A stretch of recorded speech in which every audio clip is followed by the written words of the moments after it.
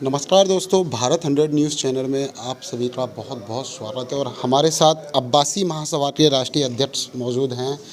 आज गाज़ियाबाद आना हुआ है, कैसा फील हो रहा है और क्या कहना चाहते हैं? देखिए, गाज़ियाबाद के लोगों में जो प्यार और जो भाईचारा और जो मोहब्बत मिलती है, इसके लिए तो मैं हमेशा इनका जितना शुक्रिया अदा करूँ उतना कम है। हमारे साथ पूरी टीम, हमारे साथ हमारे मेरठ से हमारे बड़े भाई शाहिद साहब भी हमारे साथ आए हुए हैं, झांसी से हामिद भाई भी हैं, तमाम लोग हैं। तो हमेशा जब भी मैं गाज़ियाबाद आता हूँ तो निश्चित रूप से एक प्यार मिलता है, अपनापन मिलता है, इससे एक हौसला बढ़ता है कुछ करने का। अच्छा, अब्बासी महासभा जो है एक बहुत बड़ा नाम है और बहुत टाइम से हम भी सुनते आ रहे हैं अब्बासी महासभा।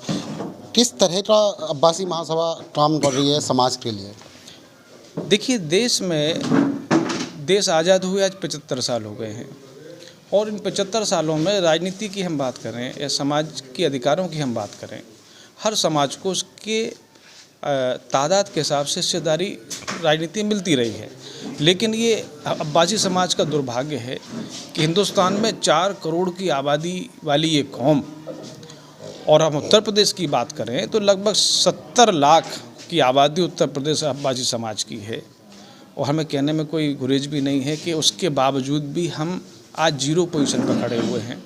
समाज के अंदर चेतना लाने के लिए, उनको बेदारी लाने के लिए और उनको जिन अधिकारों से वो वंचित रहे हैं उन अधिकारों को दिलाने के मकसद से इंडियन सिख अब्बासी अल्पसंख्यक महासभा गठन 2018 में किया गया था। और आज हमें खुशी है कि आज पूरे हिंदुस्तान के लगभग 10 प्रांतों में महासभा काम कर रही है।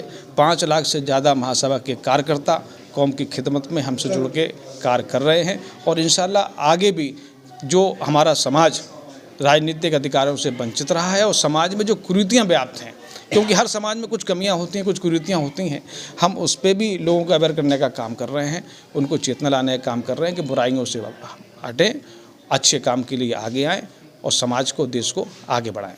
दहेज प्रथा एक बहुत बड़ा मुद्दा है पूरे देश में, पूरी बिरादरी में, हर समाज में ये मुद्दा रहता है।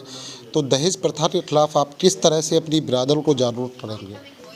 देखिए, निश्चित रूप से ये बहुत बड़ा अभिशाप है दहेज प्रथा कि गरीब की बेटी दहेज के अभाव में उसको अच्छा घर और अच्छा वर नहीं मिल पाता है।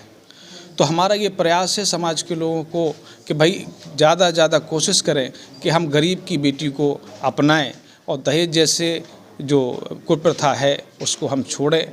देखिए, समझाना, अवेयर करना हमारा काम है, हम लोग पूरी कोशिश कर रहे हैं और इंशाल्लाह इस दहेज रूपी राक्षस से धीरे धीरे बहुत हद तक हम कामयाब हुए भी हैं और आगे भी इसमें इंशाल्लाह हम कामयाबी ज़रूर मिलेगी। और हम लोग इस पर काम कर रहे हैं कि दहेज प्रथा को रोका जाए।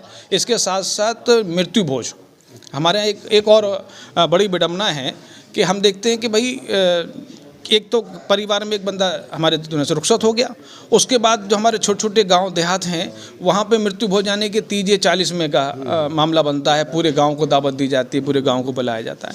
भाई मैं ये नहीं कह रहा हूँ कि आप अपने जो है मरहूम के साले साहब ना करें, बिल्कुल करें, लेकिन जो अननेसेसरी हम लोग जो पैसा खर्च करके और दावत करते हैं उसको हम रोकने का काम हम लोग कर रहे हैं। इंशाल्लाह इसमें हमें कामयाबी जरूर मिलेगी। इसके अलावा भी हमारा संगठन एक काम कर रहा है, जैसे कई रीति रिवाज ऐसे हैं समाज के अंदर, मैं पूरी मुस्लिम समाज की बात कर रहा हूँ, जैसे हमारे यहाँ इस्लाम से, हदीस से ये साबित नहीं होता है। जैसे आपने देखा होगा, मैं यूपी से हूँ, झांसी से, हमारे तरफ ये होता है कि भाई किसी की बहन की शादी है उसकी बच्चों की, तो वो गुड़ चावल लेकर अपने भाई के घर जाती है, इसे भात कहते हैं, आपके यहाँ भात ही बोलते हैं शायद भाई, भात लेके जाते हैं। और वो भाई जो है अपनी हस्ब हैसियत के हिसाब से उस बहन के घर पर कपड़े सामान लेके पहुंचता है। अगर बहन साहिब निसाब है तो मैं कहता हूं भाई क्या ज़रूरत है उसको ले जाने की। आप सोचें, अगर एक भाई बहन से मुफलिसी में है, वो अपना घर किस तरह से चला रहा है, अपने बच्चों को किस तरह से पाल रहा है, उन परिस्थितियों में हमारी बहन जो साहिब निसाब है, अगर वो जो है गुड़ चावल लेके पहुंचती है, भात मांगती है, तो भाई को कर्जा लेना पड़ेगा कि आपके अपने बहन के दरवाजे को शोभा बनाने के लिए। तो इस प्रथा को भी रोकने की हम लोग कोशिश कर रहे हैं।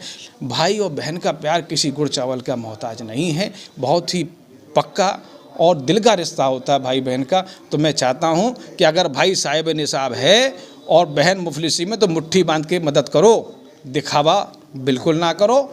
और मैं आपके चैनल के माध्यम से सभी लोगों से गुजारिश करता हूं कि जो समाज में व्याप्त कुरीतियां हैं, बराए करम उनको आप छोड़ें। जो कुरान और हदीस से साबित होता है उसे आप बिल्कुल करें, जो कुरान हदीस साबित नहीं है ऐसे रीति रिवाजों को जितने जल्दी हो सके उतने जल्दी आप छोड़ें, क्योंकि आने वाले टाइम में अपने बच्चों पर ही हम बोझ डाल के जा रहे हैं।